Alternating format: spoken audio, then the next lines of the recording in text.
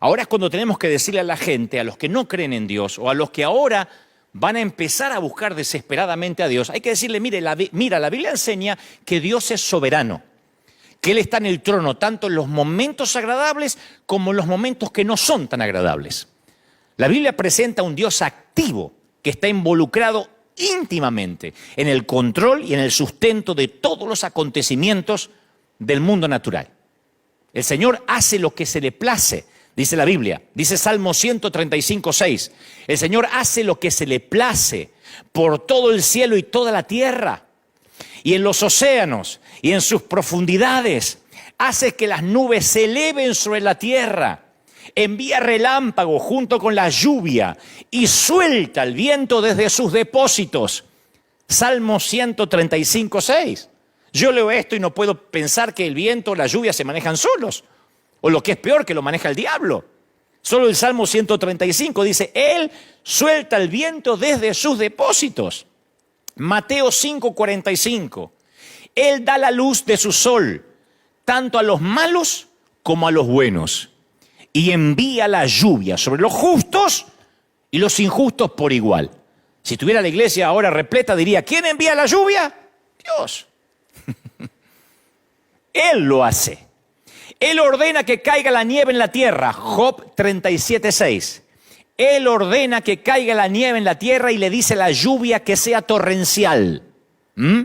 Digo, por si alguien piensa que la inundación es un error de cálculo y el diablo tomó el control mientras que Dios miraba para el otro lado. El aliento de Dios envía el hielo y congela grandes extensiones de agua. Él carga las nubes de humedad. Estoy leyendo Job 37:6.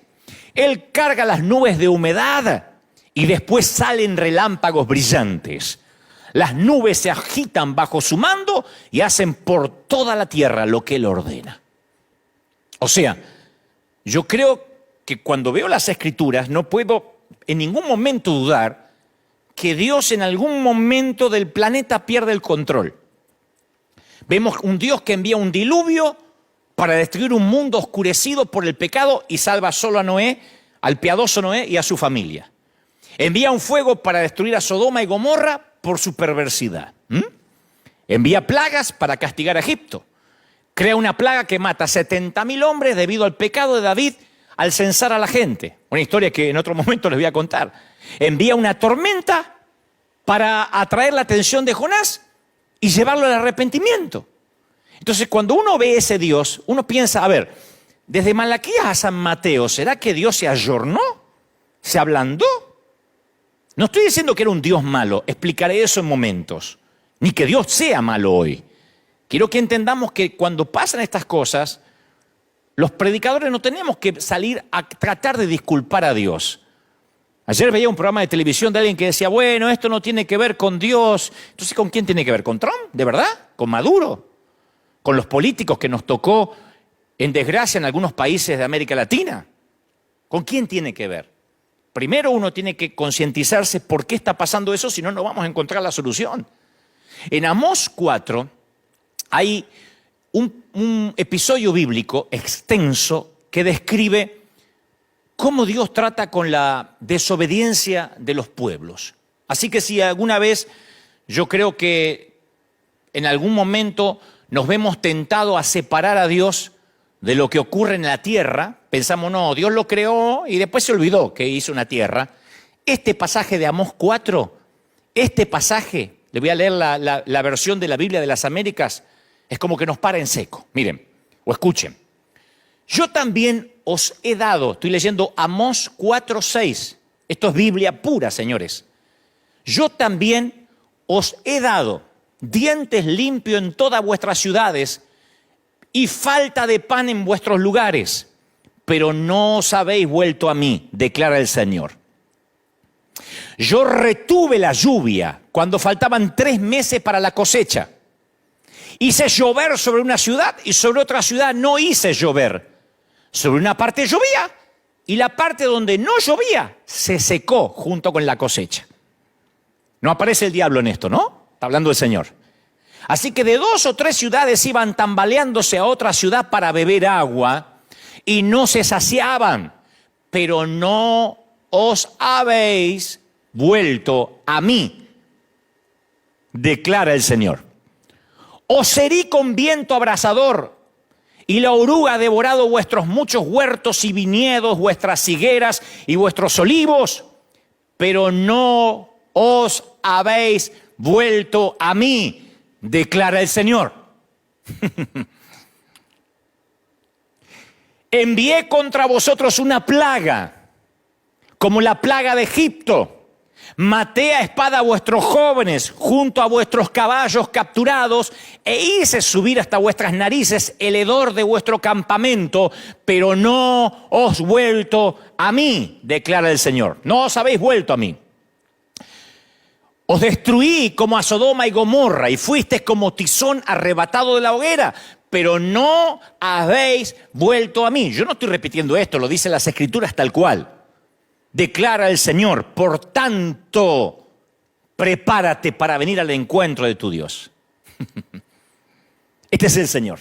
Digo, para poner en claro, yo no sé si esto es muy alentador, que cuando estas cosas pasan, no podemos mirar para otra parte, los que predicamos, los que estamos en los negocios del reino, negocios en el mejor sentido de la palabra, aludiendo a las palabras de Jesús cuando era niño, diciendo: los negocios de mi Padre me es necesario estar. No podemos decir, esto no tiene nada que ver con la iglesia, esto es algo inesperado, porque yo vi que muchos ministros se han quedado callados y no han sabido qué responder, porque tal vez quiero pretender de que olvidaron de que el Señor está al control de todo. La pregunta es, entonces ¿Dios es bueno? Esa es la pregunta. ¿Dios sigue siendo bueno? La pregunta ¿es bueno Dios cuando el resultado no lo es? Porque nosotros nos congregamos en iglesias donde cuando alguien se recupera del cáncer decimos: Dios es bueno, hermano, me sané de cáncer, amén, Dios es bueno, ¿no? Un aumento de salario, decimos: Dios es bueno.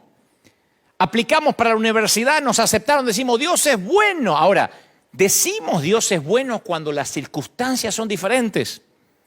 En el cementerio, o en la maternidad, en el panteón o en la nursery, en la fila para conseguir empleo o en la fila del mercado para comprar de todo, en días de recesión como en días de provisión. Dios es bueno en días de salud y en días de pandemia. Lo diré otra vez, Dios es bueno en días de recesión y en días de abundancia, en días de tierra fructificada, en días de salud y en días de pandemia. Porque a veces sentimos, y esto creo que tiene que ver, esto es una autocrítica a los que predicamos, le hacemos creer a la gente que Dios tiene una suerte de trato unilateral. Unilateral porque Dios no lo firmó, lo firmamos nosotros solos. Es una metáfora, ¿no es cierto? A veces uno viene al camino del Señor y la mayoría creemos que tenemos un acuerdo contractual con Dios, ¿no? Nos hacen creer eso, le hacemos a veces inconscientemente creer eso a la gente. Promete ser una persona decente, promete ser bueno, traer tus diezmos y entonces Dios salvará a tu hijo, sanará a tu esposa, cuidará tu trabajo. Pero ese siempre fue el evangelio del multinivel, porque el Señor también dijo: en el mundo tendréis aflicción. Entonces cuando uno le dice: pase al altar para que la vida te vaya bien, la vida de este lado de la eternidad, ahora que hay una pandemia, ese evangelio se desmorona. Ahora es cuando muchos que predican empoderamiento no saben qué decir. Porque la gente dice: usted me vendió un multinivel, esto era como un shampoo Ceramidas. Esto era como un multinivel donde yo venía y cada vez estaba más alto en la pirámide. Ese es el evangelio del multinivel que ahora enmudece a algunos mensajeros. Aquí todos los domingos, y los que me siguen domingo a domingo saben que yo digo siempre: la iglesia se trata de gente rota, de gente con problemas, de gente que no necesariamente sube todos los días de nivel, sí espiritualmente, pero a veces las cosas no van bien. Porque a veces Dios no satisface nuestras expectativas y quedamos girando en un torbellino de preguntas, de dudas. Y ahí es cuando llegan los clientes, entre comillas, a reclamar las garantías de lo que compraron, ¿no? Y yo quiero que sepas bien esto: Dios no ha hecho tratos con nadie. Dios envió a su Hijo para darnos vida eterna y después prometió que es muy probable que aquí tengas aflicción. que vas a escuchar de guerra, de rumores de guerra, de pestilencia. Sí, hay promesas de que ninguna plaga tocará tu morada, pero a mí me toca orar por sanidad, gente que se sana en el nombre del Señor, y también sepultar a otra gente piadosa. En la iglesia tenemos testimonios de gente que ha venido en silla de ruedas y ha caminado, y otros que siguen confinados a un bastón, a una silla de ruedas. Y yo no puedo ser tan torpe de pensar que a unos Dios los ama y a otros no. O decir, a este le funcionó el multinivel y a este no le funcionó. Aquí es cuando ese evangelio de naipes se desmorona. Porque claro, encendemos CNN, las noticias, y todo el mundo nos dice que cada vez está peor, que la curva de peligro cada vez sube, que si todo el mundo se enferma va a haber 6 o 7 enfermos por cada cama de hospital, y la iglesia se queda sin respuesta, pero no toda la iglesia. Se queda sin respuesta la iglesia del multinivel. La iglesia que le dice a la gente, usted no va a tener problemas ni se va a enfermar. Porque Dios no permite las enfermedades. Pero Dios, voy a las Escrituras y me dice que sí. A veces es la forma en que Dios llama la atención.